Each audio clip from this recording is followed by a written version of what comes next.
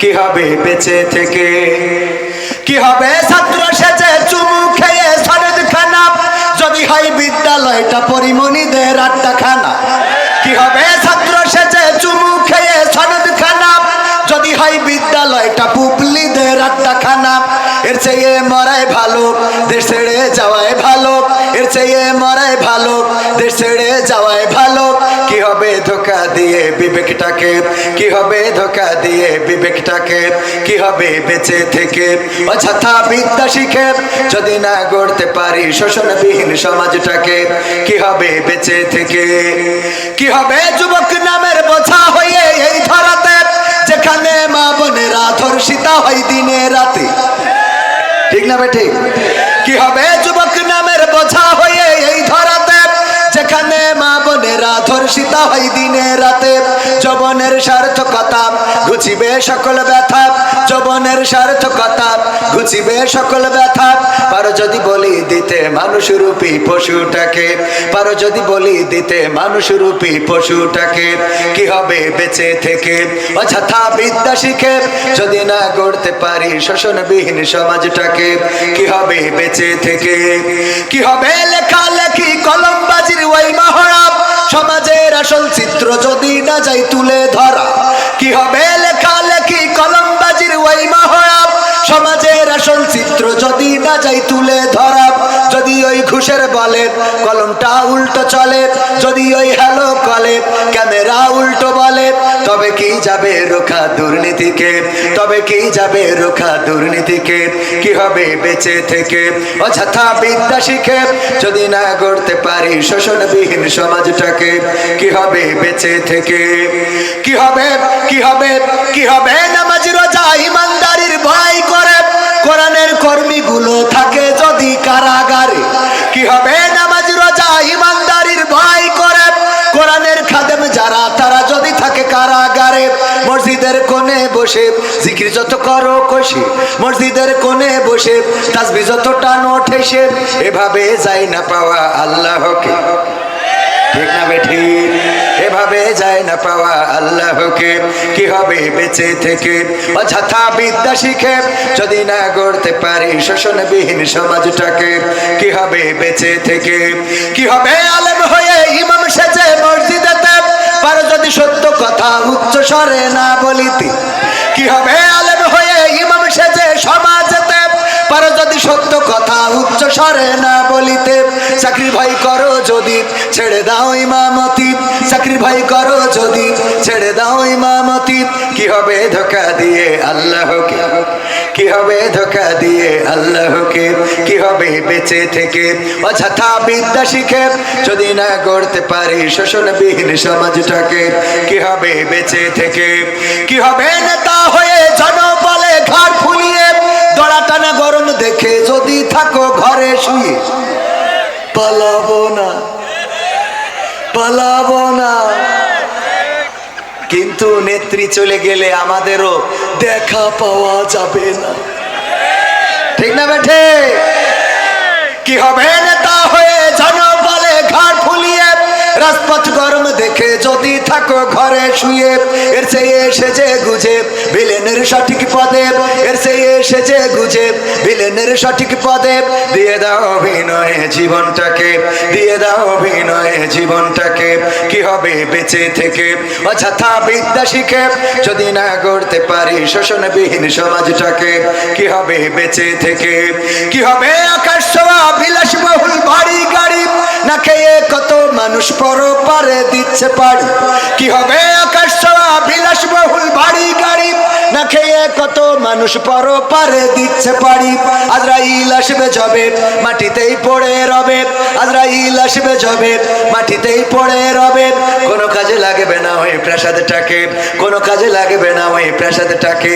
কি হবে বেঁচে থেকে অযথা বিদ্যা শিখে, যদি না গড়তে পারি শোষণবিহীন সমাজটাকে? কি হবে বেঁচে থেকে? কি হবে, কি হবে পুরুষ হয়ে জন্ম নিয়ে বাংলাদেশে, যদি যাই ক্ষমতাটা ঘুরে ফিরে নারীর হাতে?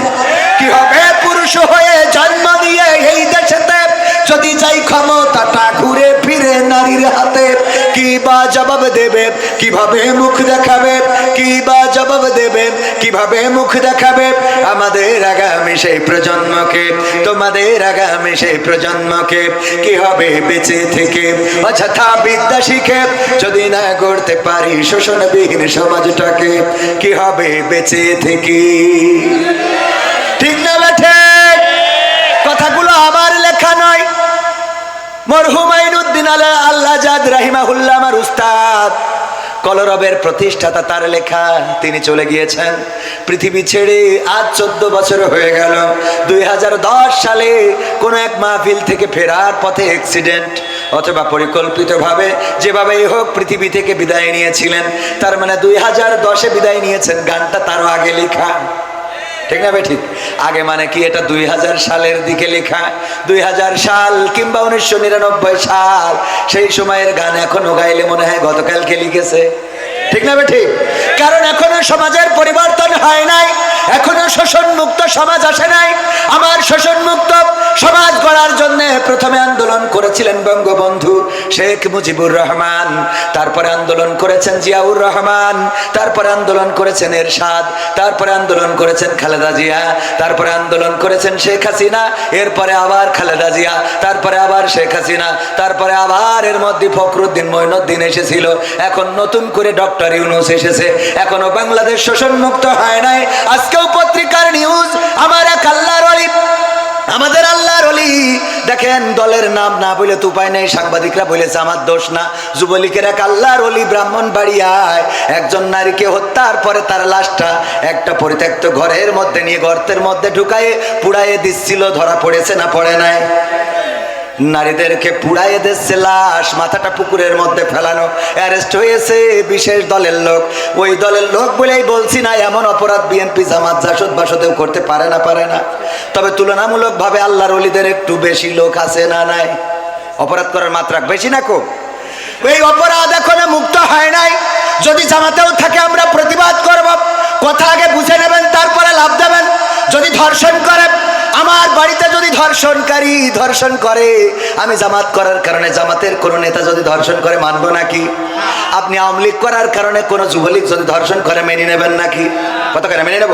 সুতরাং এই বাংলাদেশে যদি কোথাও অন্যায় হয়, অনাচার হয়, পাপাচার হয়, কদাচার হয়, খুন হয়, গুম হয়, হত্যা হয়, তার বিরুদ্ধে প্রতিবাদের দরকার আছে না নাই?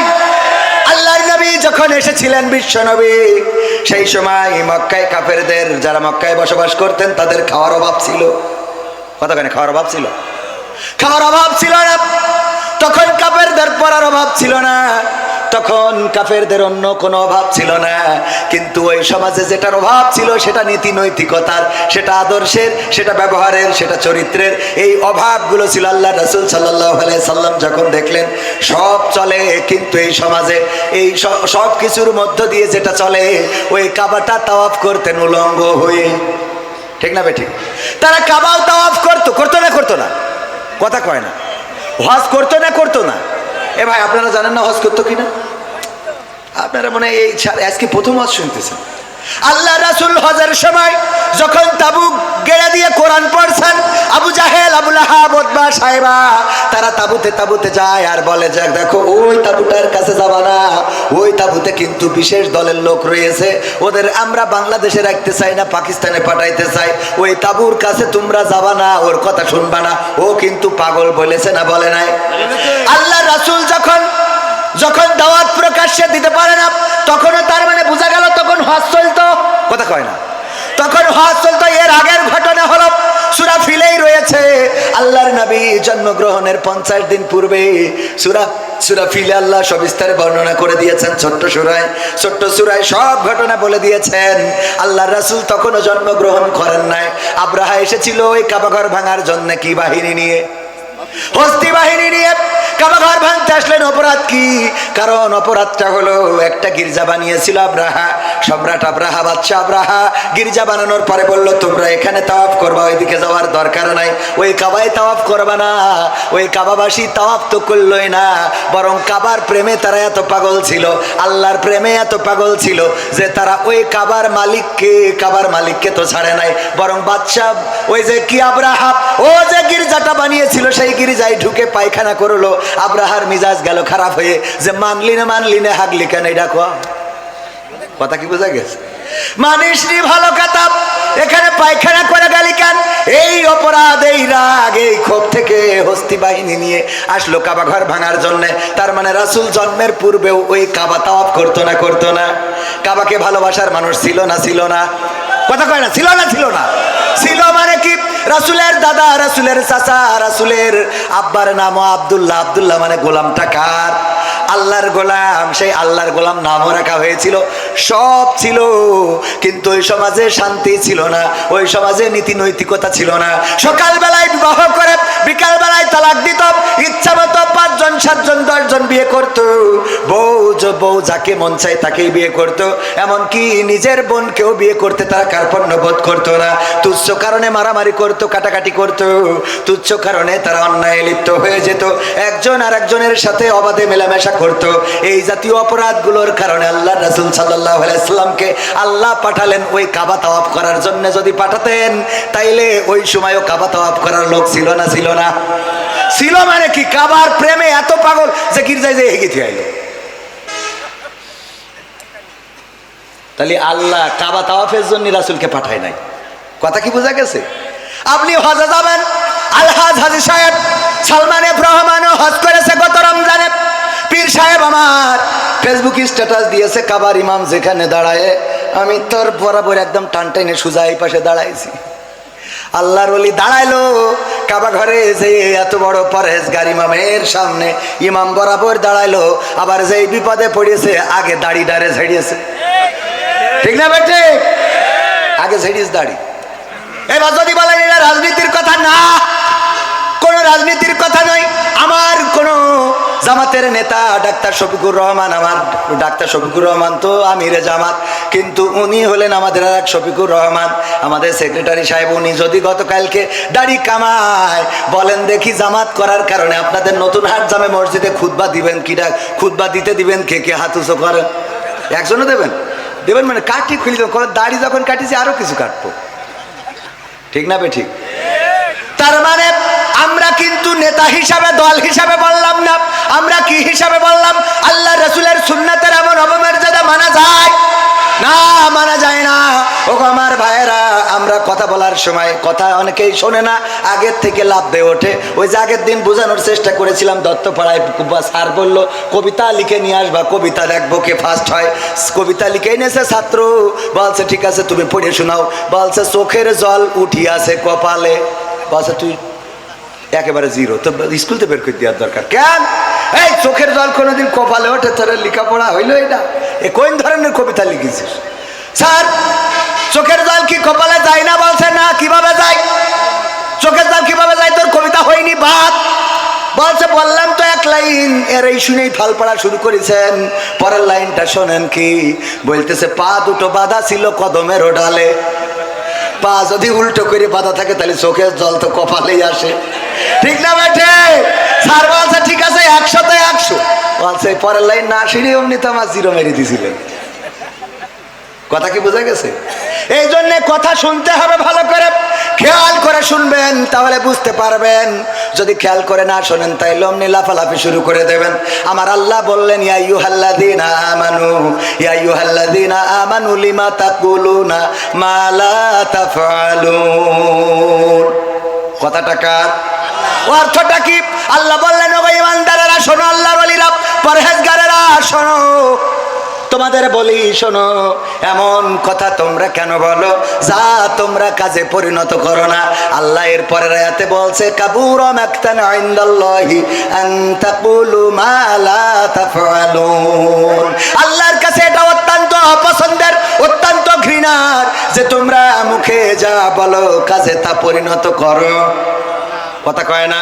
এই যে আয়াত, এই আয়াতের ব্যাখ্যা করতে যে আমি খুঁজে পেলাম এমপিরা সব কোথায় গেল?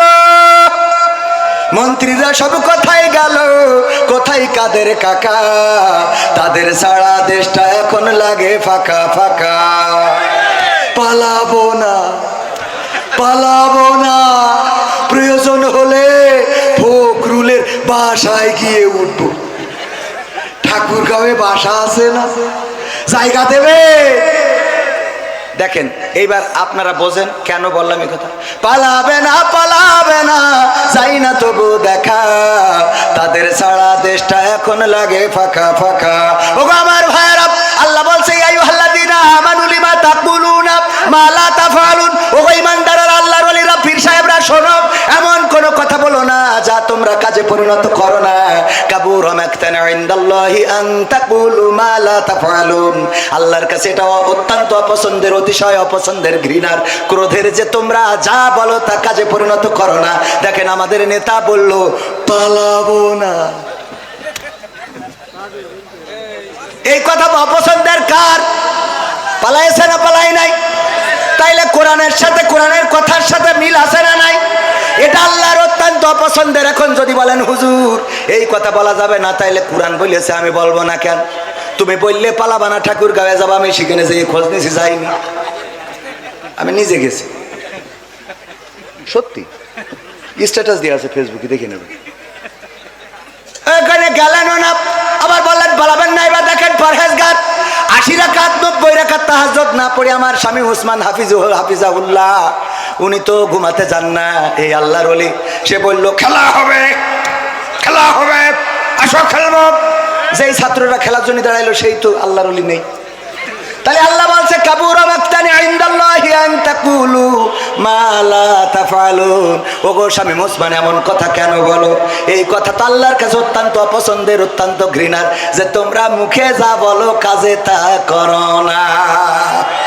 অথচ দেখেন অপর দিকে যারা বলেছে এই মাটি আমাদের সম্পদ, এটা তিতুমিরের মাটি, এটা শাহজালালের পুণ্যভূমি, এই জমিনে রক্ত ঝরেছে, আমার শহীদদের রক্ত লেগে আছে, 71-এ রক্ত দিয়েছি, এই জমিনে আল্লাহর ওলিরা ঘুমানো, এই জমিনকে অতন্ত্র প্রহারার, অতন্ত্র প্রহরীর মতো পাহারা দেব। 1 ইঞ্চি মাটি, আমার বাংলার মাটি, কোনো দাদার হাতে ছেড়ে দেব না। বলেন দেখি ফাঁসির কাস্টে ঝুলাইছে, তাও কি পালাইছে কেউ? কথা কয় না পালাইছে কেউ? বরং মৃত্যুটাকে বরণ করেছে, হামলা হয়েছে, মামলা হয়েছে, এই দেশ ছাড়ে নাই, মাটি ছাড়ে নাই, এলাকা ছাড়ে নাই, বছরের পর বছর জেল জুলুম নির্যাতন সহ্য করেছে। কোরআনের পাখি দেলোয়ার হুসাইন সাইদি, দলমত নির্বিশেষে সবার প্রিয় মানুষ, এই প্রিয় মানুষটা কোরআনের পক্ষে কথা বলেছেন। আওয়ামী লীগেরাও তার ওয়াজ শোনেন, বিএনপি, জামাত, জাসদ, বাসদ, হেফাজত, সবাই তার ওয়াজ শোনে না, শোনে না? পালিয়েছেন কখনো? পালান তো নাই, বরং আল্লাহর নবীকে যেমন প্রস্তাব দেওয়া হয়েছিল, বিশ্ব নবীকে বলল, কাফেরেরা বলল দেখো সে কি চায়, এই মক্কায় তো সব আছে, আমরা তার সব দেবো, কি কি দেবে? আবু তালিবকে ডেকে বলল মুহাম্মদকে থামাও। কি থামাবো, কিভাবে থামাবো? বলল প্রস্তাব নিয়ে যাও 3টা। কয়টা? 3টা। 1 নম্বর, যদি সে ক্ষমতা চায় মক্কার প্রেসিডেন্ট সবচেয়ে ধনী বানাবো, যদি সে নারী চায় তাইলে সবচেয়ে সুন্দরী নারীর সাথে বিয়ে করাবো, আর যদি বলে না 3টাই লাগবে একসাথে দিয়ে দেব, এর বিনিময়ে কালেমার দাওয়াত দেওয়া ছেড়ে দিতে হবে। আল্লাহর নবী সাল্লাল্লাহু আলাইহি সাল্লাম বললেন যে এই জন্যই আমি বসে আছি। কথা কয় না? কয় ঠিক? আল্লাহর নবী এই জন্যই বসেছিল। নাউজুবিল্লাহ, বলেন নাউজুবিল্লাহ। এই যে ওয়াজ আমার শ্রোতাকে আমি মাঝে মাঝে পরীক্ষা নিই, যে যারা শ্রোতা এরা দেখি কিরাম ওয়াজ শুনে, আবেগ মানে কি, মানে ওয়াজের পরীক্ষায় যে একটু করবো, আপনাদের করবো, করবো, রাজি? দেখা যাক, জীবনে তো কবে পরীক্ষা দিয়েছেন? 5 4-এ পড়ি, আমিও অনেক আগে দিয়েছি ছোটবেলায়, তো একটা পরীক্ষা হয়ে যাক, রাজি? আল্লাহ রাব্বুল আলামিন হঠাৎ করে মুনকার নাকিরকে খুঁজে পাচ্ছে না। আরে বাবা কি বিপদ, কত মানুষ মারা গেছে, কবরে যেয়ে সওয়াল করতে হবে, আর সেই সওয়ালের জবাব দেবে মানুষেরা, মান রব্বুকা ওমান দিনুকা ওমান নাবিয়ুকা, তোমার রবকে, তোমার দিন কি, তোমার নবীকে, কিন্তু মুনকার নাকির তো হারাই গেছে, খুঁজে পাচ্ছে না। আল্লাহ রাব্বুল আলামিন ফেরেশতা একদল তদন্ত কমিটি বানাইলো, বলল 3 সদস্য বিশিষ্ট তদন্ত কমিটি, তোমরা তাড়াতাড়ি চলে যাও, খোঁজো খোঁজো খোঁজো, খুঁজে দেখো এক্ষুনি এত লাশ ঢিবে পড়ে গেছে, ও কখন কি হবে আনে। ওরে বাবা, এই পৃথিবীতে খুঁজে পায় না, পায় না, পায় না, পায় না, পায় না, হঠাৎ করে দেখে বাগদাদে আব্দুল কাদের জিলানির কবরে মুনকার নাকিরের হাত পিছনে নিয়ে পিঠ মোড়া দিয়ে বাইন্ধে রেখেছে। আল্লাহর কাছে যেয়ে বলল, আল্লাহ মুনকার নাকিরের খুঁজে পাবো কি করে আল্লাহ? ওই যে বাগদাদে দেখলাম তোমার এক বান্দার কবরে পিঠ মোড়া দিয়ে বাইন্ধে থুয়ে দিয়েছে। আল্লাহ বলছে, যা ওই বান্দার কাছে জিজ্ঞাসা করো তার দাবিটা কি, কি জন্য বাইন্ধেছে, কি করলি ছাড়বে, তাড়াতাড়ি করে ছেড়ে দিতে বলো। এসে জিজ্ঞেস করছে, আল্লাহর বান্দা তুমি কে? আমি আব্দুল কাদের জিলানী। কেন বেঁধে রেখেছ? এই দুইজন আমাদের দুইজন মুনকার নাকির ফেরেশতা, সারা দুনিয়ায় কত লাশ দেরি পড়ে গেছে, কখন প্রশ্ন করবে? আল্লাহ বলল ছেড়ে দিতে। কয় না, ছাড়া হবে না, ছাড়া হবে না। অপরাধ কি তাদের? অপরাধ হলো আমার কবরে ঢুকেছে কিন্তু সালাম দিয়ে প্রবেশ করে নাই, এই জন্যে বেঁধে রেখেছি। এখন কি করতে হবে? এখন কি করতে হবে? আল্লাহর কাছে যেয়ে বলো এই অপরাধে বেঁধে রেখেছি। আল্লাহর কাছে যেয়ে ফেরেশতারা বলে, আল্লাহ আব্দুল কাদের জিলানী সালাম দেয় নাই অপরাধে, তাদের হাত পিছনে দিয়ে হাত করা, ওই যে হাত মোড়া দিয়ে একেবারে কায়দা করে বেঁধে রেখেছে, ছাড়বে না। বলছে যাও যে প্রস্তাব দাও যে আর কি করলি ছাড়বে, সে কি চায়, তার দাবি দাবা কি, দাবি মেনে নেওয়া হবে। তখন আব্দুল কাদের জিলানির কাছে এসে ফেরেশতারা বলতেছে, ও আব্দুল কাদের জিলানী, আল্লাহ পাঠিয়েছে, কোন দাবি আছে আপনার, সেই দাবি আল্লাহ পূরণ করে দেবে। তখন আব্দুল কাদের জিলানী বলতেছে, দেখো আল্লাহরে যেয়ে বলো, আল্লাহরে যেয়ে বলো আল্লাহ জানো এই বাগদাদে যত কবরবাসী আছে সব কবরবাসী গুলোকে আল্লাহ চিরজীবনের মতো কবরের আযাব মাফ করে দেয়। এই কথা যখন ফেরেশতারা যেয়ে বলেছে, ওগো আল্লাহ আব্দুল কাদের জিলানী গোটা বাগদাদে যত কবরবাসী আছে সব কবরকে ক্ষমা করে দিতে বলেছে, আর কোনো কবরে আযাব দেয়া যাবে না। তখন আল্লাহ রাব্বুল আলামিন আব্দুল কাদের জিলানীকে ডাক দিয়ে বললেন, ওগো আব্দুল কাদের জিলানী শোনো, তুমি আজকে আমারে যে বিপদে ফেলেছো আব্দুল কাদের জিলানী, আজকে তুমি আমারে ছোট্ট একটা শাস্তি দিয়েছো, একদম নরমালে ছেড়ে দিয়েছো। অথচ তুমি যদি বাগদাদ না বলে, তুমি যদি বলতে মাশরিক থেকে মাগরিব পর্যন্ত যত মানুষ এই পৃথিবীতে চিরজনমের মতো বিদায় নিয়েছে আর কিয়ামত পর্যন্ত যারা বিদায় নিয়ে চলে যাবে তাদের ক্ষমা করে দাও, আমি আল্লাহ বাধ্য হয়ে গেছিলাম ক্ষমা করার জন্য, তবে তুমি শুধু বাগদাদের মানুষের ক্ষমা চেয়েছো, আমি আল্লাহ ক্ষমা করে দিলাম। বলেন সুবহানাল্লাহ। সুবহানাল্লাহ বলেছেন কয়জন? হাত তোলেন। নারায়ে তাকবীর। বলেননি কয়জন? নারায়ে তাকবীর। এবার আপনারা বলেন কারা ফেল কারা পাস? এই ফেরেশতার বান্দার মতো শক্তি, হ্যাঁ? পরীক্ষা বইলে কয়ে নিলাম তাও ফেল, হ্যাঁ? আল্লাহরে বিপদে ফেলার মতো শক্তি কারো আছে? নাউজুবিল্লাহ বলবেন না? বলেন নাউজুবিল্লাহ। মানে সুর দিয়ে বললে ওরে বাবা সুবহানাল্লাহ পড়ার জন্য মন ডাকু পাকু করে, ঠিক না ভাই? ঠিক। ও আল্লাহ হুজুর কত সুন্দর করে রে, এই ওয়াজ শুনে সুবহানাল্লাহ পড়লেন ভাইরা আমার। আকলটারে কাজে লাগাতে হবে, বিবেকটারে কাজে লাগাতে হবে। আল্লাহর নবীর স্ত্রী বিবি খাদিজা রাদিয়াল্লাহু তাআলা আনহা ইন্তেকালের সময় বললেন, ওগো নবী গো আপনার কাছে তিনটা আবদার রাখবেন কিনা বলেন। আল্লাহর নবী ডানে তাকায় বামে তাকায় আকাশের দিকে তাকায়। যখন আল্লাহর নবী সিগন্যাল পাইলেন যে ঠিক আছে, খাদিজা যে অনুরোধ করে অনুরোধটা রাখার জন্য জবানটা দাও। আল্লাহর নবী বললেন, ওগো খাদিজা বলো দেখি তোমার কি চাওয়া? বিবি খাদিজা রাদিয়াল্লাহু তাআলা আনহা বললেন, ওগো নবী গো আমার চাওয়া হলো আমার মৃত্যুর পরে আপনি আমার কাফনের কাপড় আপনার জামা দিয়ে আপনার কাপড় দিয়ে জড়িয়ে দিবেন। 2 নম্বর দাবি হলো গো নবী আপনার আলগা গা দিয়ে আমার ওই কবরে একটু গড়াগড়ি দিবেন। 3 নম্বর দাবি হলো নবী গো আমার বড্ড ভয় হয় মুনকার নাকির যখন এসে প্রশ্ন করবে, মান রব্বুকা ওয়া মান দীনুকা ওয়া মান নাবিয়ুকা, তোমার রবকে তোমার দিন কি তোমার নবীকে ছিল, আমি জানি না ওই কবরে প্রশ্নের উত্তর ঠিকমতো দিতে পারবো কিনা, আমি ভয় পেয়ে হয়তো প্রশ্নের উত্তর ভুলে যেতে পারি। ওগো আল্লাহর নবী আপনার কাছে দাবি হলো আপনি আমার কবরের কাছে দাঁড়াবেন, আর যখন মুনকার নাকির সওয়াল করার জন্য আসবে আপনি আমার পক্ষ থেকে জবাবটা দিয়ে দিবেন, এইটাই আপনার কাছে আবদার। আল্লাহর নবী বললেন, কেন এমন আবদার করলে ওগো খাদিজা? খাদিজা রাদিয়াল্লাহু তাআলা আনহা বললেন, ওগো নবী গো আমার আবদারটা এই জন্য আমি বড্ড ভয় পাই কবরের আযাবের, না জানি কবর আমার সাথে কি রূপ আচরণ করে। আপনার গায়ের জামা যদি আমার কাফনের কাপড় হয় তাইলে আমি বিশ্বাস করি হয়তো কবর আমার সাথে বেয়াদবি করবে না। যদি আপনি আমার কবরে একটু গড়াগড়ি দেন, বিশ্ব নবীর দেহ মোবারক ওই কবরের মধ্যে পড়েছিল, ওই কবর হয়তো বেয়াদবি করবে না। আর আপনি যদি মুনকার নাকিরের প্রশ্নের জবাবটা দিয়ে দেন, ওগো নবী, তাইলে আমার আর কোনো ভয় থাকলো না। আপনি বলেছেন কবরটা হলো প্রথম গেট, এই গেটে যে পার পেয়ে যায় সে বাকি গেটগুলোই পার পেয়ে যাবে, কিন্তু এই গেটে যদি কেউ আটকা পড়ে যায় তার বিপদের শেষ নাই। ওগো নবী, আমি ওই গেটটাকে ভয় পাই, ওই গেটটাকে ভয় পাই। ওসমান রাদিয়াল্লাহু তাআলা আনহু যখন জান্নাতুল বাকিতে যেতেন, কবরের কাছে দাঁড়াতেন আর চোখের পানি ছেড়ে দিতেন। আল্লাহর নবীর সাহাবীরা প্রশ্ন করলেন, ওগো ওসমান, কোন জায়গায় তোমারে এত চোখের পানি ছাড়তে দেখি না, অথচ যখন জান্নাতুল বাকিতে কবরের কাছে আসো তখন তোমার চোখ থেকে পানিগুলো ঝরতে থাকে, দাড়ি ভিজে ভিজে টপ টপ করে পড়তে থাকে, কারণটা কি?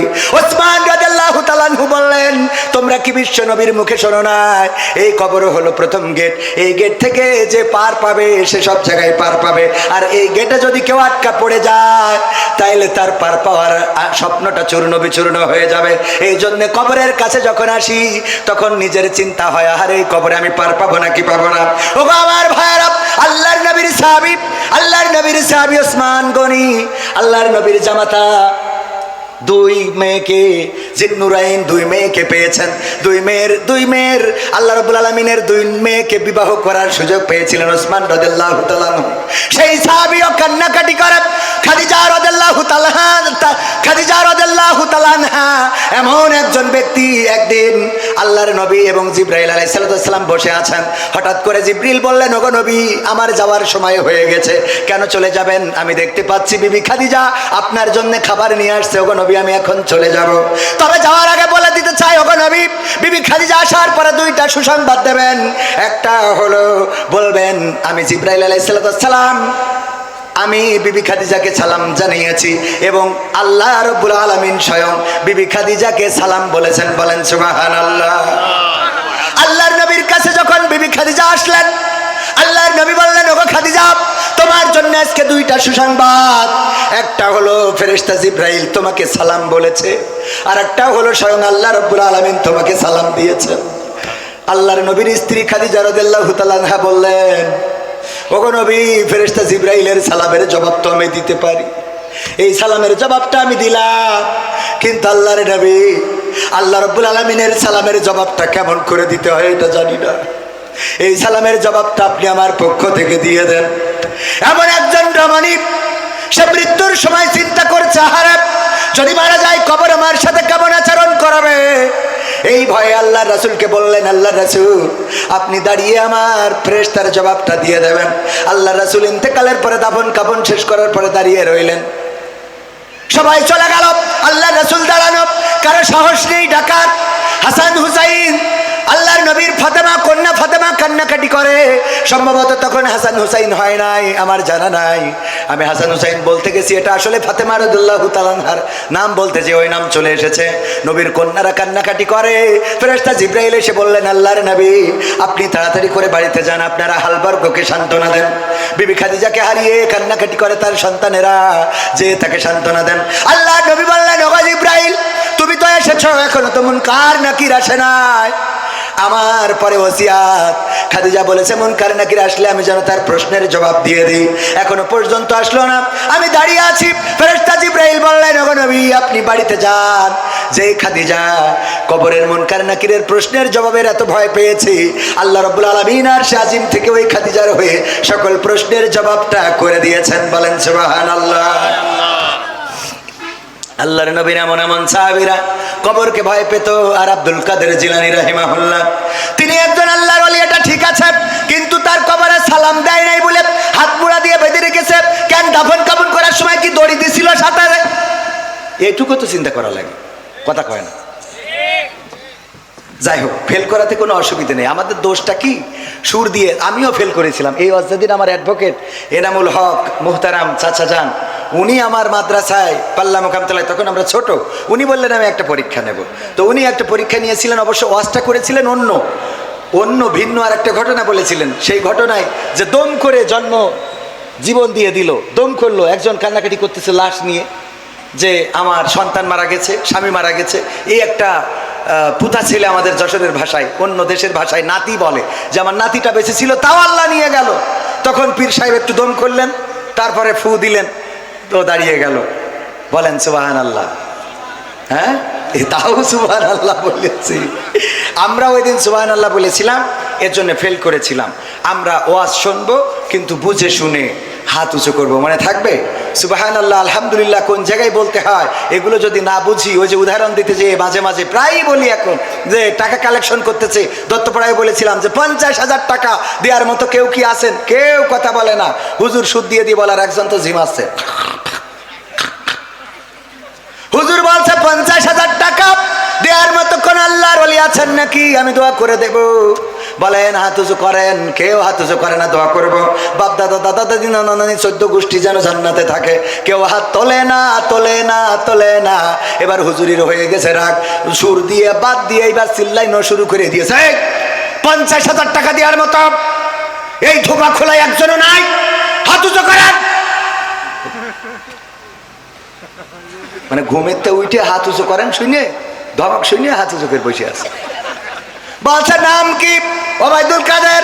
আল্লাহ ওবায়দুল কাদের 50,000 টাকা করলো দান, তুমি বাড়িয়ে দাও, সম্মান নিয়ে খায়াত দাও। পিতা মাতা দাদা দাদি নানা নানি 14 গোষ্ঠী যারা কবরে আছে ক্ষমা করে জান্নাত দিয়ে দাও। ও তো বলছে আল্লাহ কাল বিড়ি না খালি তো হাগাও হবে না, অথচ সেইটা কিনার টাকাও নেই। 50,000 টাকা দোয়া আমি এক কনে রাখবো। 50,000 টাকা দোয়া করে দিলে মার খাওয়ার ভয়তে কিছু বলে না। পরের দিন জুম্মার দিন আমার খতিব ডাক্তার, আমার খতিব জনাব মাওলানা শফিকুর রহমান স্যার, ওনার কাছে যে বলছে হুজুর গো বিপদে তো পড়েছে, একটু ফতোয়া দিতে হবে। কি ফতোয়া? ওই যে মাহফিল হচ্ছিল ধূপ খোলায় না ধূপা খোলায়, আমি ওখানে ধূপা খোলায় ওখানে 50,000 টাকার জন্য হুজুর কালেকশন করছিল। আমি হঠাৎ করে ঘুমায় পড়িলাম, খেয়াল করিনি। হুজুর যখন বলেছে হাত উঁচু করেন, আমি উঠে পরে হাত উঁচু করেছি, কিন্তু তার আগে বলেছে 50,000 টাকা কিনা দেবেন, হাত উঁচু করেন। আগের লাইন ঘুমের মধ্যে চলে গেছে, সেই উঠে দেখি হাত উঁচু করার শব্দ। হাত উঁচু করেছি, হুজুর দোয়া করে দেশ 50,000 টাকার। এখন আমার তো বিড়ি কেনার টাকাও নেই হুজুর, এখন আমি করবোটা কি? বলছে অসুবিধে নেই, টাকা না থাকলে দেবেন, কিন্তু ওটা তো ভুল ক্রমে হয়ে গেছে।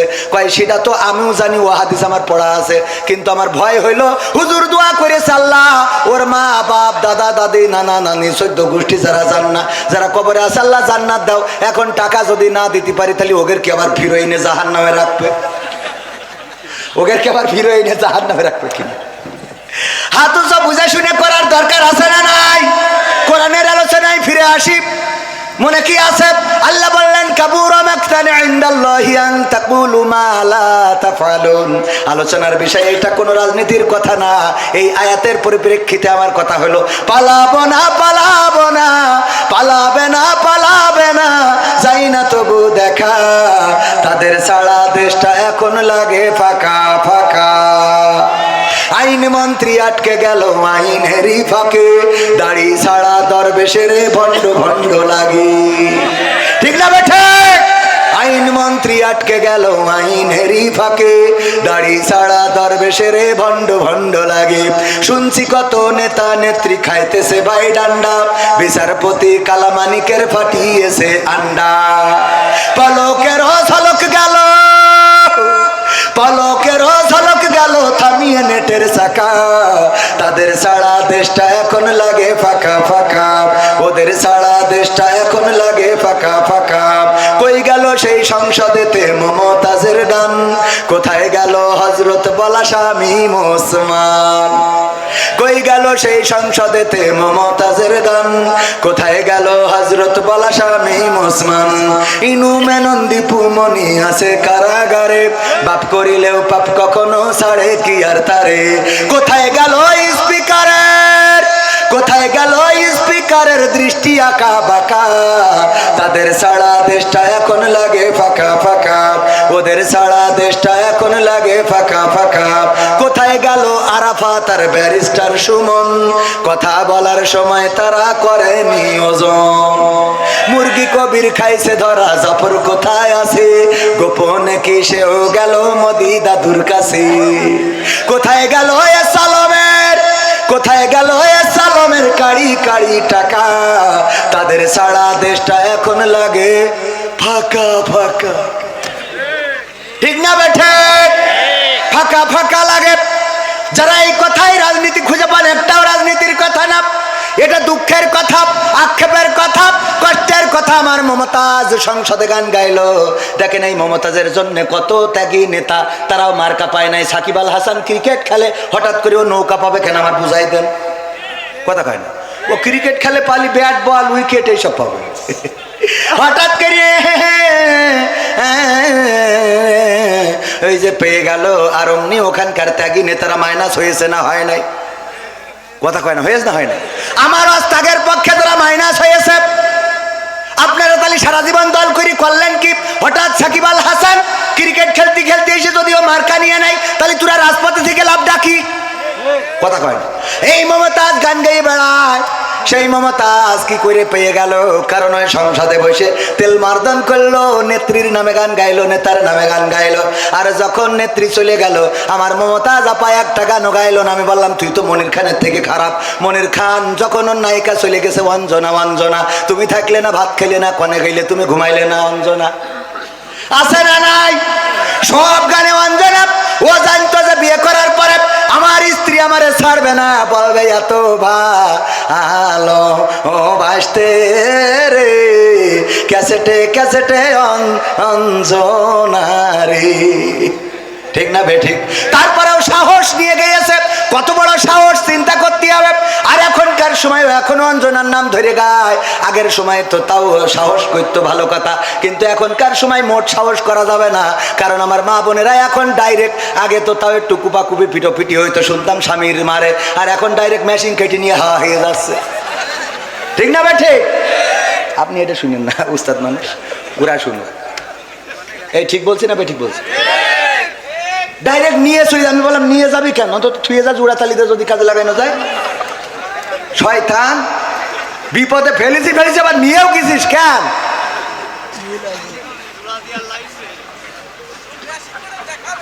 ভয়, তাহলে বুঝতে পারছেন এখন? পাগল, এসব ভয় রাখতে হয় মনের মধ্যে। একজন মানে স্ত্রীরা যে কি জিনিস, আল্লাহ।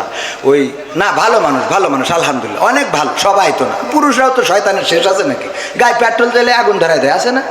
হ্যাঁ, নিজেরা ফেরেশতা মনে করি না।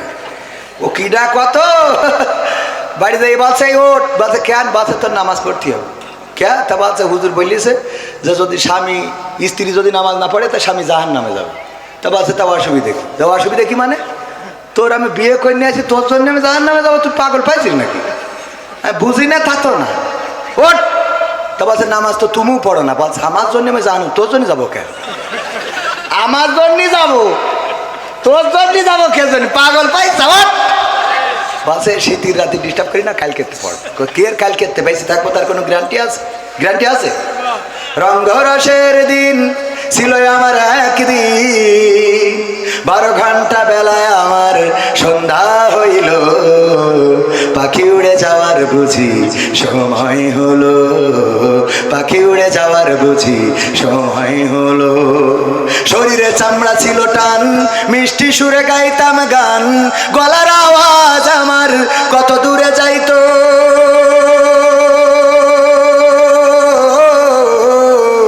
শরীরে চামড়া ছিল টান, মিষ্টি সুরে গাইতাম গান, গলার আওয়াজ আমার কত দূরে যাইতো।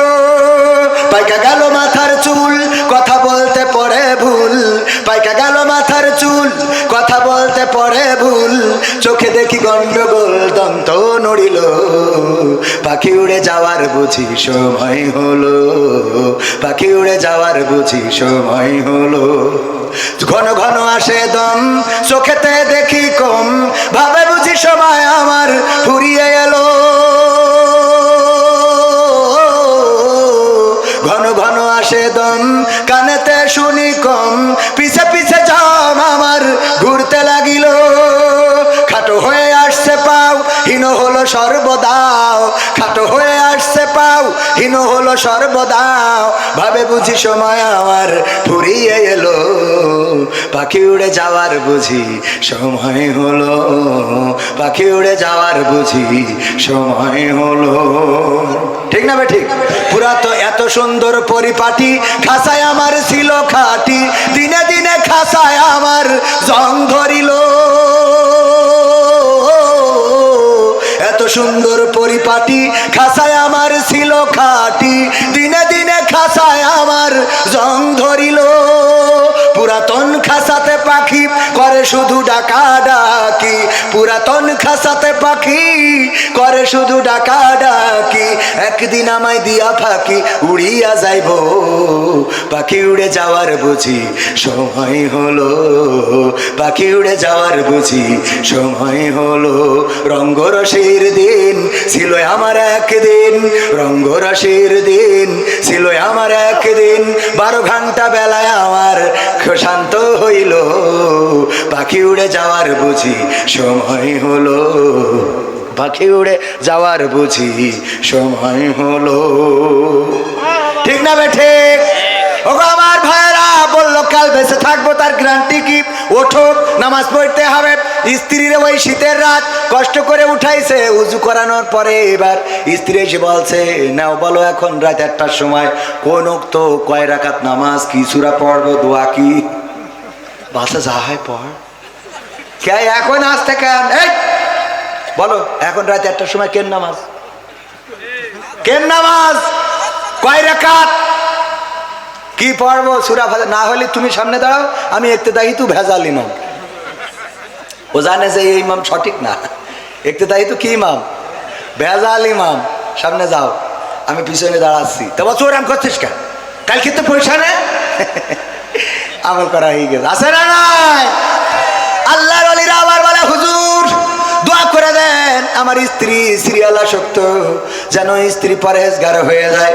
ও যে সিরিয়াল আসক্ত, আর তুই তো 4 দোকানে, ওই যে মকসেদের দোকানে যে এক বসায় 3 ঘন্টার ওই ঐশ্বরিয়া করিনা কাপুরের ছবি মেরে তারপরে বাড়ি আসো। তুমি ঐশ্বরিয়া রায়, কারিনা কাপুর আর আমার আমির হামজা ভাই বলেছিল রাশমিকা মান্দানা দেখবা, আর তোমার বউ ওই তাহাজ্জুদের নামাজে যায়, নামাজে পড়ে তোমার জান্নাতে নিয়ে যাওয়ার জন্য দোয়া করবে। পাগল পাইছাও নাকি? কথা কয় না? তুমি ওয়েনে বসেতে পরিমণি মারি বেড়াবা। আমার যুবকরাও আছে বিয়ের আগে, আরে বাবা পিছনে এক কান নিয়ে লাইলাতুল ফেব্রুয়ারিতে ওরে গিয়ার গদখালি। কোথায়? লাইলাতুল ফেব্রুয়ারি গদখালি। গদখালি যে বলে তুমি এসেছে বলে আকাশ এত নীল, ও আসার আগে লাল ছিল, তুমি এসেছো বলে গদখালির গোলাপগুলো লাল হয়েছে, ওই এতদিন কালো ছিল। শয়তান পাম মারা জায়গা খুঁজে পায় না। এবার বিয়ের সময় মসজিদে যায়, যে হুজুরি জুম্মার খুতবা শেষে বলে, হুজুর আপনার কাছে আইসি, আমি তো বিয়ে করার নিয়ত করেছি, তো একটা হাফেজা পাত্রী যেন পায়, একটু দোয়া করতে। তুই তাহাজ্জুদ পড়লি ওর সাথে, এর হাফেজা লাগবে কেন?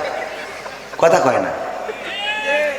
দোয়া চাই আপনার কাছে? চাই মানে কি হুজুর, একটা নেককার পাত্রী যেন হয়। তুই নেককার পাবি, তুই যে গদখালিতে তাহাজ্জুদ পড়াই ঘুরে আনলি, তা তোর যেটা উঠাও তো আর একজন তাহাজ্জুদ পড়াই এতে ইবাদত করি আরো 2 টাকা বেশি পড়িয়েছে। কথা কয় না। তুমি মনে করছো ওরে বাবা পরের ঘরে নিয়ে আইছি, ও না, ও খালাই তো ভাইয়ের কাছে টাকা পায়। কথা কয় না। শয়তানরা নিজেদের জন্য ভালো হওয়ার দরকার আছে না নাই? নিজের চরিত্র ভালো রাখলে তোমার জন্য আমার নারীরাও চরিত্র ভালো রাখবে। স্বামীরা যদি ভালো হয় স্ত্রীরা ভালো হবে। আজান দিলে স্বামী যদি মসজিদে যায় স্ত্রীরা উজু করে সে যায় নামাজে দাঁড়াবে। আর যদি আল্লাহর ওলি সকালবেলা উঠে চোখ মুস্তি মুস্তি বিড়ি এক কান ধরাই নিয়ে 4 দোকানে বসে, তাইলে তো বেকায়দাও জাত গেল বলো এ কোন আজব কারখানা, জাত গেল বলো। আমাদের আকিজ কলেজের এক টিচার ছিল, বলতেছে ভাই একটা দুঃখের কথা কি বলবো, আমার চাচা ছিল সমবয়সী, বিয়ে করার পরে আমার চাচি আমার চাচার কোনোদিন কিস করতো না, মানে বাংলায় বলে চুমো খেত না। এইটা না করার কারণে একদিন অভিযোগ করতেছে, দেখছো তোর চাচির যদি বলার সুযোগ হয় তাহলে বলিস যে চাচার হক এইভাবে মেরে দিচ্ছেন কের জন্য? কি হক চাচা? বলছে দেখ সমবয়সী বলাই যায়, আমার ঠোঁটের কাছে ঠোঁট নীতি দেয় না রে। এইবারও বলেছে চাচি গো, আমার চাচা তো বন্ধুর মতো সম্পর্ক, একটা কথা একটু প্রকাশ করে বলেই ফেলাইছে, আপনার ঠোঁটের কাছে ঠোঁট নীতি দেন না, আর ওর ঠোঁটের কাছে আপনার ঠোঁট নেন না কেন? বলছে দুঃখের কথা কি বলবো ভাতিজা, বলে যখন আমু বলি লজ্জা ভেঙে, তোর চাচা বিড়ি সিগারেট খেয়ে মুখ যা করে রেখেছে, ওর পাশার কাছে ঠোঁট নেওয়া যায় তা মুখের কাছে না। সহ্য না করে পারবেন কি করে? আছে না নাই? এখানে বিড়ি খান কিডা কিডা? ও সব তো আল্লাহর পরহেজগার পীর সাহেব। কেউ খায় না, যদি না খেয়ে থাকেন আলহামদুলিল্লাহ, আর যদি খান আজকে থেকে ছাড়েন ছাড়েন ছাড়েন, তা না হলে বলো অন্য কিছু ছাড়তে হবে রে। মনে থাকবে ইনশাল্লাহ। আপনি সুন্দর করে দাঁত ব্রাশ করিয়ে লিপ জেল লাগায় ঠোঁটটা কায়দা করে মাখো মাখো করে রাখেন। দেখেন তো স্ত্রী হক আদায় করে কিনা, আমি ওইটা বলছি না, হক আদায়ের কথা বলছি। করবে না করবে না? বিড়ি টাইনে ওরে বাবা সুসমল্য অত গন্ধ করে। মসজিদে দেখবেন বেনামাজির পাশে দাঁড়ালি যেই আমিন বলে মনে হয় নামাজ ছেড়ে চলে যায়, পরে দুদিন পরে এসে পড়বানে। আছে না নাই? এই আবার গিলার ভাঙছে কিটা? এই ঠিক বললাম না বে ঠিক বললাম? এইগুলো পরিবর্তন হওয়ার দরকার আছে না নাই? তুমি যদি গু খাও ও তো পায়খানা এমনিই খাবে, যে যেমন সে তেমন পাবে। কোরআনের কথা ভাইয়ের আমার, এই জন্য পরিবর্তন দরকার আছে না নাই? পরিবর্তন আমাদের দরকার। পরিবর্তন তো নারীরা হইতে চায়। একবার আমার আব্বা বলতেছে, ওয়াজ শুনেছে যে ওগো নারীরা, তোমরা যদি পারো স্বামীর চুল দে পা মুছাইয়ে দিবা তারপরে ঘুমাবা। এই ওয়াজ শুনে একজন মহিলা ধুপা খুলার, সে যে আগে স্বামীর চুল দিয়ে ইচ্ছা মতো পা মুছাইয়েছে, ডইলে ডইলে মুছাই তারপর শুয়েছে। শোয়ার পরে গন্ধের জ্বালায় বাঁচা যাচ্ছে না। গন্ধটা গন্ধ, দুর্গন্ধ। কিসের দুর্গন্ধ?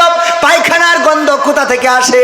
তাড়াতাড়ি করে সুইচ দিয়েতে চারিদিকে খোঁজে পায়খানার গন্ধ আসে কোথা থেকে, না কোথাও খুঁজে পাওয়া যায় না যায় না যায় না। হঠাৎ করে স্ত্রীর চুল টেনে এনে স্বামী বলছে, পায়খানার গন্ধ তো চুলিতে আসছে। তো বলছে, তা আসবে কেন? তা আসবে কেন তুই জানিস, আমি কি করে খাবো? আমি তো অন্যায় কিছু করিনি। হুজুর বলল যে স্বামীর চুল দে পা মুছাবা। রহিমা আলাইহিস সালাম চুল দে পা মুছাইয়ে দিত। আল্লাহর নবী বলেছেন, যদি কেউ স্বামীর এমন করে খেদমত করে, যদি স্বামীর মাথায় হাত বুলায়, মুখমণ্ডলে হাত বুলায়, তাইলে মাথায় যত চুল আছে স্বামীর সমপরিমাণ চুলের সোয়াব ওর আমল নামায় লেখা হবে। আমার ডাক্তার মুরাদের বউ বলছে, তাহলে আমার তো তেশ মারা সারা, কারণ আমার ডাক্তার একটা মাল নেই। ঠিক না বা ঠিক? আচ্ছা ওটা যাক যাদের আছে তাদের তো হবে। ওগো আমার ভাইয়েরা, ওই স্ত্রী বলতেছে, দেখো আমি যখন হুজুরের এই কথাটা শুনলাম তখন এসে তোমার চুল দে পা মুছাই তারপরে আমি শুইছি, এই হলো আমার অপরাধ। বলছে ওই যাই তো খেলা হয় না। ওই যে মোড়ের ওখানে ও তাস খেলছিল টাকা দিয়ে, তাহলে কি হয়ে গেল? কি হয়ে গেল? জুয়া। টাকা দিয়ে খেললে কি? কাঠ খেলছিল টাকা দিয়ে, রুইতন হাটতন টিকা রাজা বাদশা মা। ওরে বাবা, হঠাৎ করে আর্মির গাড়ি এসে দাঁড়াইছে, আর অমনি বুঝতে পেরেছে খেলা ফাইনাল, এখনই গান গাওয়া লাগবে, তার থেকে আগেই দৌড় দিই। ও জুতো পাই দেয় নাই, গান গাওয়ার ভয়তে জুতো না পাই দিয়ে দৌড়তেছে। বাঁশবাগানের নিচে দিয়ে গিয়েছে, কিটা ছেড়িয়ে রেখেছে, চটকায় যেয়ে চুপ করে শুয়ে রয়েছে। আর ওই দিন মুছাইছে কাঁদছে। পরের দিন আমার মা বোনেরা, ধুবা খোলার মা বোনেরা ডেকে বলছে, হুজুর ওয়াজ করা তো শিখেছেন, টাকাও তো ভালো নেন, কিন্তু কোন লাইনে ওয়াজ করতে হয় এখনো বোঝেন না। আপনারা আমাদের বললেন যে স্বামীর চুল দিয়ে পা মুছাই দেবেন। আমরা তো আবুলা নারী, আমরা স্বামীর খেদমত করার জন্য চুল দিয়ে পা মুছাতে আপত্তি নেই, কিন্তু ওদের একটু বলে দেবেন যে ওই বাহাত্তারারা যেন টিউবওয়েলের পাটা ধুয়ে তারপর শোয়, পাটা অন্তত ধুয়ে যেন শোয়। আজকালকের ছেলেরা বই নিয়ে আর বসে না, ও বাবা গুগলে সার্চ করে পড়ি। ওরে কালের মেয়েরা কোরআন হাদিস ধরে না, এখনকার মা বোনেরা কোরআন হাদিস পড়ে না। ও আল্লাহ, টিকটকে ভিডিও ওরা করে পড়ি। নতুন করে হয়েছে চালু এখন আবার কোন ট্রেন্ড, পরিচয় করাই দেখি এই আমার গার্লফ্রেন্ড। আছে না নাই? গদখালি যদি হঠাৎ করে দেখা হয়, বুরকা বলা, পিছনে বাইকের পিছনে সালাম দেবেন, ভাবি কেমন আছেন, দোস্ত কবে বিয়ে করলি জানালি নে তো। হঠাৎ করে বলে, আরে না এখনো বিয়ে করি নাই, বিয়ে করলি তো জানবি। এটা তাইলে কিডা? পরিচয় করাই দিলে এই আমার গার্লফ্রেন্ড। আছে না নাই? নতুন করে হয়েছে চালু এখন আবার কোন ট্রেন্ড, পরিচয় করাই দেখি এই আমার বয়ফ্রেন্ড। নারীরা নারীরা করায় না করায় না। হঠাৎ একটা ঘাড়ে করে নিয়ে বাড়ি হাজির, কবির বিন সামাদের মাত্র সাথে করে নিয়ে, এই কিডা? আল্লাহ আম্মা, কবির বিন সামাদ আমার বয়ফ্রেন্ড। কবির বিন সামাদ, ও আব্বা ভালো? ভালো। হ্যাঁ হাওয়ারি। আরে ভাব, আছে না নাই?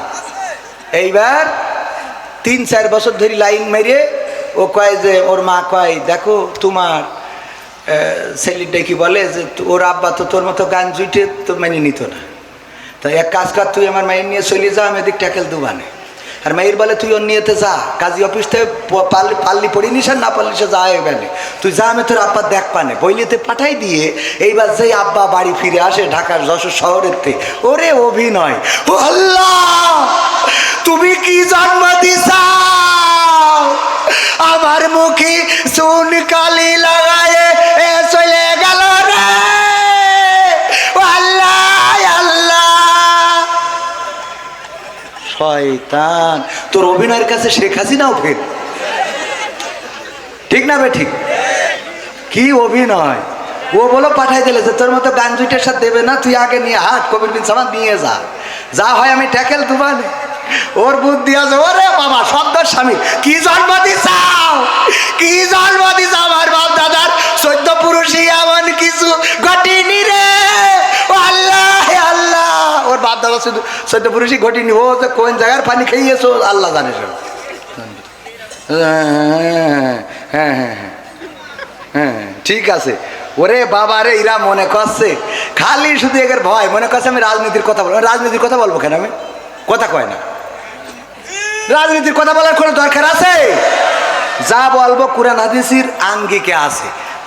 আমি প্রায়ই বলি, যদি মুসার কথা বলেন তা এমনি ফেরাউন আসবে, কথা কয় না। যদি আপনি নমরুদের কথা বলেন, দূর ইব্রাহিমের কথা বলেন, তা নমরুদ আসবে। বিশ্বনবীর কথা বললি আবু জাহেল। তো কোরআনের এই সমসাময়িক সময়ে যদি কথা বলি আর শফিকুর রহমান যদি বাধা দেয়, তো তার নাম বলতে হবে না, কথা কয় না। অনেকেই মনে করে এটা নো, আরে বোঝেন না, খালি ভালো করে বুঝে। আমি এসব আপনারা বলছেন আমি 12টার মধ্যে শেষ করবো, আর আধা ঘন্টা থাকা যাবে না? ইনশাল্লাহ থাকা যাবে কি না? কথা আমি এই জন্য এলাকায় দাওয়াত নিচ্ছি, খালি হুজুর এই বলেন না ওই বলেন। আমার আওয়ামী লীগরা তোমার কাছের লোক, এরা বিশ্বাস করে না। আপনাদের মনে হয় আমি তো বলেছি কি, মুসলমানে মুসলমানে দ্বন্দ্ব করা চলবে না, সীসা ঢালা প্রাচীর হবে কখনো তা টলবে না। মুসলমানে মুসলমানে দ্বন্দ্ব করা চলবে না, সীসা ঢালা প্রাচীর হবে কখনো তা টলবে না। তবেই শান্তি পাবে, অশান্তি দূর হবে, তবেই শান্তি পাবে, অশান্তি দূর হবে। কেউ আর মুসলমানের বাজে কথা বলবে না, মুসলমানে মুসলমানে দ্বন্দ্ব করা চলবে না, সীসা ঢালা প্রাচীর হবে কখনো তা টলবে না। কে আওয়ামী, কে বিএনপি, কে জামাত ইসলাম, এটা আমাদের নয় পরিচয়, মুসলিম মোর নাম। কে আওয়ামী, কে বিএনপি, কে জামাত ইসলাম, এটা আমাদের নয় পরিচয়, মুসলিম মোর নাম। এ কথা মানলে পরে শান্তি আসবে ঘরে, এ কথা মানলে পরে শান্তি আসবে ঘরে। কেউ আর মুসলমানের বাজে কথা বলবে না, মুসলমানে মুসলমানে দ্বন্দ্ব করা চলবে না, সীসা ঢালা প্রাচীর হবে কখনো তা টলবে না। মাঝাবার মাঝাবের লড়াই যদি চলে, শান্তি আসবে না রে ভাই কোনই কৌশলে। সাতপন্থী জুবাইর পন্থী লড়াই যদি চলে, শান্তি আসবে না রে ভাই কোনই কৌশলে। ঐক্যবদ্ধ ভাবে থাকলে শান্তি পাবে, ঐক্যবদ্ধ ভাবে থাকলে শান্তি পাবে, এছাড়া শান্তি পাবার রাস্তা কবু মিলবে না। মুসলমানে মুসলমানে দ্বন্দ্ব করা চলবে না, সীসা ঢালা প্রাচীর হবে কখনো তা টলবে, টলা যাবে। মুসলমান ঐক্যবদ্ধ থাকতে হবে। কেন থাকতে হবে?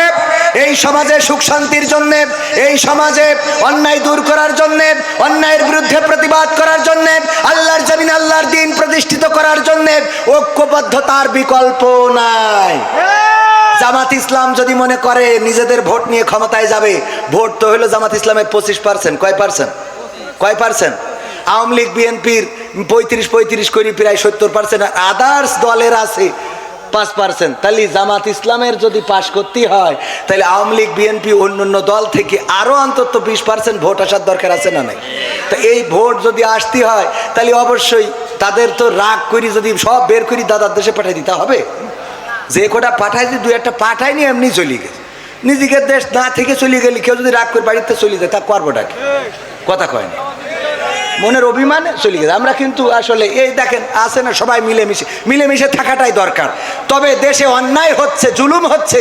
ওই যে আমরা দেখেছি লঞ্চের মধ্যে বালুবাহী বা পণ্যবাহী সারবাহী লঞ্চে 7 জনকে হত্যা করা হয়েছে। এখন হত্যা যেন একদম মামুলি ব্যাপার হয়ে দাঁড়িয়েছে। আওয়ামী সরকার ক্ষমতায় থাকতেও মোটামুটি জবাবদিহিতা ছিল, কিন্তু এখন যেন অপরাধের কোনো জবাবদিহিতা নাই। আপনারা একমত নাও হতে পারেন, না হইলেও করার কিছু নেই, অন্যায়ের বিরুদ্ধে বলবো, তাতে যদি এই সরকার আবার ধরে নিয়ে যায় তাও অসুবিধা নেই। কথা ঠিক না বে ঠিক? তো ভয় পাই না, কেন পাই না? আগের সরকার তাহাজ্জুদ পড়ি ভোট নিয়েও থাকতে পারি না, এরা তো নামাজই পড়ে না, ঠিক না বে ঠিক? সুতরাং ভয়ের কোনো কারণ আছে? এই 7 জনকে কেন হত্যা করা হলো, এই তথ্য উদ্ঘাটন করা রাষ্ট্রের দাবি। যারা হত্যা করেছে অন্যায়ভাবে, আমরা দেখেছি ওই লঞ্চের ক্যাপ্টেন, তার মেয়ের বিবাহ আছে, বিবাহ অনুষ্ঠান হবে, কিন্তু মেয়ের বিবাহে থাকতে পারে নাই। অনেকের সংসার, পরিবার, সন্তান আছে যাদেরকে অন্যায়ভাবে হত্যা করা হলো। কেন হত্যা করা হলো, কিভাবে হত্যা করা হলো, এটা অবশ্যই অতি দ্রুত তদন্ত করে তাদেরকে শাস্তির আওতায় আনার দরকার আছে না নাই? তাদেরকে শাস্তির আওতায় না আনলে এইভাবে হত্যাকাণ্ড বাড়তেই থাকবে, বলেন ঠিক কিনা? এরপরে আমার ব্রাহ্মণবাড়িয়া মানেই তো কুপাকুপির একটা জেলা, ছোটখাটো বিষয় নিয়ে দা বল্লভ নিয়ে আগের মতো লড়াই করে, যদিও ব্রাহ্মণবাড়িয়ায় অনেক ভালো মানুষও আছেন আলহামদুলিল্লাহ। এই ব্রাহ্মণবাড়িয়ায় আজকেও যে ঘটনা ঘটেছে, যে একজন যুবলীগের নেতার সন্তান, সে পরিত্যক্ত একটা ঘরে দেহ মাথাবিহীন লাশকে গর্তের মধ্যে ঢুকায়ে পুড়াচ্ছিল। রাজহাঁস খুঁজতে যেয়ে ওখানে যখন ধোঁয়া দেখেছে, জিজ্ঞেস করেছে কিসের ধোঁয়া, বলেছে পাতা পুড়াচ্ছি। কয় কিসের পাতা, একটু দেখতে চায়, দেখতে দেয় নাই, মারার হুমকি দিয়েছে। পরে গ্রামবাসী একসাথে হয়ে সেখানে যাওয়ার চেষ্টা করেছে, বাধা দিয়েছে, পুলিশকে খবর দিয়েছে, যে দেখে একটি মাথাবিহীন লাশ পুড়ানো হচ্ছে গর্তের মধ্যে ঢুকিয়ে। এই লাশ পুড়ানোর যে অপরাধ এবং এই লাশটাকে পুড়ানো হচ্ছে, এটা জাহিলি সমাজকেও হার মানায়, বলেন ঠিক কিনা? এমনকি ওই মাথাটা পরবর্তীতে পুকুরে খুঁজে পাওয়া গেছে। মাথাটা একটা 50 বছর বয়সী নারীর। এই নারীকে ফজরের সময় ডেকে নিয়ে কি কারণে হত্যা করা হয়েছে এখনো পর্যন্ত সাংবাদিকরা জানাতে পারে নাই, তবে হয়তোবা জানাতে পারবে এবং জানানো উচিত। এই হত্যাটা যদি অন্যায়ভাবে হয়ে থাকে, যদি না অবশ্যই অন্যায়ভাবে হয়েছে, সেই হত্যার বিরুদ্ধে সোচ্চার হওয়া শুধু নয়, বরং অপরাধীদের দৃষ্টান্তমূলক শাস্তির দরকার আছে না নাই? মুক্তিযোদ্ধাকে লাঞ্ছিত করা হয়েছে কোথায় জানেন কিনা? 14 গ্রামে। কোথায়? 14 গ্রামে, কুমিল্লায় একজন মুক্তিযোদ্ধাকে লাঞ্ছিত করা হয়েছে। আমি বলেছি মুক্তিযোদ্ধা হিসাবে তার লাঞ্ছিত করার অপরাধ, এটা অবশ্যই অপরাধের মধ্যে পড়ে। সুতরাং যারা জড়িত আছে আজকে গ্রেপ্তার করা হয়েছে, আমরা দৃষ্টান্তমূলক শাস্তি দাবি করছি। কিন্তু তিনি 9টা হত্যা মামলার আসামি। এই 9টা হত্যা মামলা মুক্তিযুদ্ধ হইলেই পার পেয়ে যাবে না, কথা কয় না? সাদেক হোসেন খোকাকে যখন রক্তাক্ত করা হয়েছিল, তখন এই বীর পুরুষ, এই গেরিলা যুদ্ধের অন্যতম প্রধান, তার পক্ষে কথা বলার মতো সুশীল সমাজ পাওয়া যায় নাই। যখন আমার আলেমদের হাতে হাত কড়া লাগানো হয়েছিল, তখন কথা বলার মতো মানুষ পাওয়া যায় নাই। যখন মামুনুল হককে গ্রেপ্তার করে সোজা মানুষকে কুজা করে দেওয়া হয়েছিল, তখন কথা বলার লোক পাওয়া যায় নাই।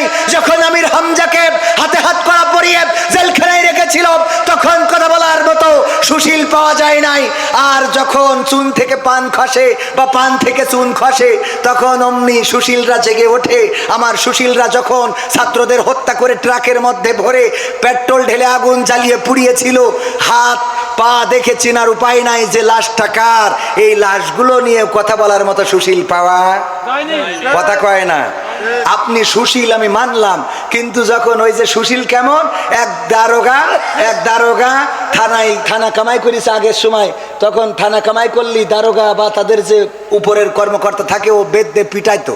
তো এই জন্যই জানে যে পিটাবে, পিছনে বস্তা বাইন্ধে নিয়ে তারপরে গেছে যে পিটান যা দেবে বস্তার পরে। তো এখন যেই বলছে স্যার আমি তো একটু বউ নিয়ে পিকনিক করতে গেছিলাম, তো এই জন্য দেরি হয়ে গেছে। কয় তোর 100 বেত্রাঘাত। বললি বেত মারা শুরু করিস, ও তো জানে অসুবিধে নেই। ও বাস্তা বেঁধে নিয়ে গেছে 2-3টে, হয়েছে সালার বাস্তা। ওই নিয়ে এখন ওই বাস্তা তো বেঁধেস কায়দা করি, এখন যেই একটু সাইড সুইডি পড়ে, যেই উপরে পড়ে কয় স্যার একটু নিচে করি মারেন স্যার। এবার যেই নিচে পড়ে কয় স্যার একটু করে উঁচু করি মারেন স্যার, স্যার একটু ডানির দিকে চাপাই মারেন স্যার, স্যার একটু বাদ দিক, মানে ওর বাস্তার পরে পড়তে হবে। কথা কি বোঝা গেছে? কথা বোঝেননি? তো আমাদের কাজ হইলো বাস্তার পরে পড়া লাগবে। ডানি বলেন বাই বলেন বাই বলেন, হ্যাঁ। আমার কথা হইলো বাস্তার পরে পড়লে হবে না। সুশীল হলি কায়দা মতো সব জায়গায় সুশীলগিরি দেখাইতে হবে। সুশীলগিরি সব জায়গায় দেখাই না বলে এই সমাজের অপরাধ কমছে না, বলেন ঠিক কিনা? আমরা তারা যারা জুলুমের বিরুদ্ধে প্রতিবাদ করি, নাটোরে মন্দিরে হামলা হয়েছে, বলা হচ্ছে যে ডাকাতরা ছিনতাই করতে যে হামলা করেছে একজন, সেখানে থাকা প্রতিবন্ধী মানুষ বা মানসিক চাহিদা সম্পন্ন মানুষ, তাকে হত্যা করা হয়েছে। আমি ব্যক্তিগতভাবে তার বিচার চেয়েছি এবং এটার বিচার করতেই হবে। বলেন ঠিক কিনা? কারণ আমার দেশে মন্দিরে হামলা হবে এটা আমরা মানব না। আমাদের ইসলাম এটা শেখায় নাই, আমাদের রাসূল এটা শেখায় নাই, আমাদের ধর্ম এটা বলে না। বরং আমাদের ধর্ম বলেছে যার ধর্ম সে তার কর্ম করবে, এতে কোনো আপত্তি। আমরা দাওয়াত দিতে পারি কিন্তু তাদের উপরে জুলুম করতে পারি না। আমরা তাদের কাছে দাওয়াত নিয়ে যেতে পারি কিন্তু বাধ্য করতে পারি, এটার নাম ইসলাম। আর এই ইসলামের কথা যারা বলে তাদের নিয়ে এত চুলকানি, এত ষড়যন্ত্র, এত ডানে বামে কথাবার্তা কেন? মালাই ভাষায় একটা গজল বলেন। মালাই ভাষায় গজল বলা লাগবে এখানে। মালয়েশিয়ায় যারা ছিল তারা হয়তো দু একজন বসবে, যারা ছিল না তারা বসবে না। তো আমার এর আগের রিকোয়েস্ট যেটা সেটা রাখতে চাই। আপনারা শুনতে রাজি আছেন? আর একটু সময় থাকা যাবে? আমার বাংলাদেশের এই সঙ্গীতটা গোটা প্রবাসীদের জীবন নিয়ে, গোটা প্রবাসীদের, হ্যাঁ প্রবাসী ভাইয়েরা অনেক সহযোগিতা করেছে এই সঙ্গীতটা প্রবাসীদের জন্য অনুরোধ বা উৎসর্গ করছি। আমার বাংলাদেশের প্রবাসীদের গল্প বলি শোনো, আমার ধোপা খোলার প্রবাসীদের গল্প বলি শোনো। এ গল্প তো কল্পনা নয়, তোমরা কি তা জানো ও ভাই? এ গল্প তো কল্পনা নয়, তোমরা কি তা জানো? আমার বাংলাদেশের প্রবাসীদের গল্প বলি শোনো। পল্লী গায়ের দুরন্ত ছেলে বাপে ডাকে খোকা, হঠাৎ করে ঢুকলো মাথায় বিদেশ যাওয়ার পোকা। রোগে শোকে ক্লান্ত পিতা খাটার নাই উপায়, বেকার ছেলের এমন কথায় বাবাও দিল সাই। ক্ষেতের জমি হালের গরু বিক্রয় করে দিয়ে বাকি টাকা করলো পূরণ মায়ের গহনা নিয়ে। অনেক আশা বুকে বেঁধে ছাড়লো যখন বাড়ি, সে যে কি বেদনা বিধুর ছিড়ল যেন নারী। মায়ে কান্দে, ভাইয়ে কান্দে, কান্দে আপন জন, চোখের জলে বুক ভেসে যায়, শক্ত করে মন।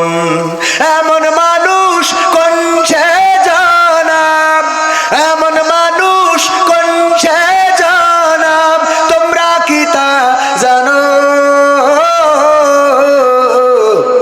আমার ধোপা খোলার প্রবাসীদের গল্প বলি শোনো, আমার যশোর জেলার প্রবাসীদের গল্প বলি শোনো। বিমানেতে বসে খোকা জানালারি পাশে, নীল আকাশে তাকিয়ে দেখে মায়ের ছবি ভাসি। আসল দিয়ে চোখ মুছে মা প্রভুকে যে বলে, আল্লাহ তুমি ভালো রেখো আমার কোলের ছেলে। খোকা যে ছিল মা জননীর কলিজারি বোটা, ভাবতে সব চোখ ভিজে জল পড়লো ফোঁটা ফোঁটা। এমন মানুষ কোন সে জনাব, এমন মানুষ কোন সে জনাব, তোমরা কি তা জানো? আমার ধোপা খোলার প্রবাসীদের গল্প বলি শোনো, আমার যশোর জেলার প্রবাসীদের গল্প বলি শোনো। নদ নদী আর সাগর নগর দিয়ে খোকা পাড়ে পৌঁছালো যে অতি সাধের বিদেশের বাড়ি। অনেক কষ্টে মিলল খোকার এমন একটা কাজ, হাড় ভাঙা খাটুনি তাতে সকাল দুপুর সাজ। রোগে শোকে কাজ করে যায়, করে না অবহেলা। আকাশ সমান স্বপ্ন দেখে কাটিয়ে দেয় বেলা। মা জননীর সাথে যখন খোকা কথা কয়, বলে বাবা কেমন আছো, জানতে ইচ্ছা হয়। মা গো আমি ভালো আছি, মা গো আমি ভালো আছি, দুঃখ নেই তো কোনো। আমার বাংলাদেশের প্রবাসীদের গল্প বলি শোনো, আমার মালয়েশিয়ার প্রবাসীদের গল্প বলি শোনো। হঠাৎ করে বাবা বলে টাকার যে দরকার, তোর মায়েরই বড় অসুখ, দেখাবো ডাক্তার। চিন্তায় আমার বাড়ছে আবার তোর বোনেরই নিয়ে, দিনে দিনে হচ্ছে বড়, দিতে হবে বিয়ে। তোর ভাইয়েরই লেখা পড়ার খরচ বেড়ে গেছে, দরকার এখন অনেক টাকার, তোর কাছে কি আছে?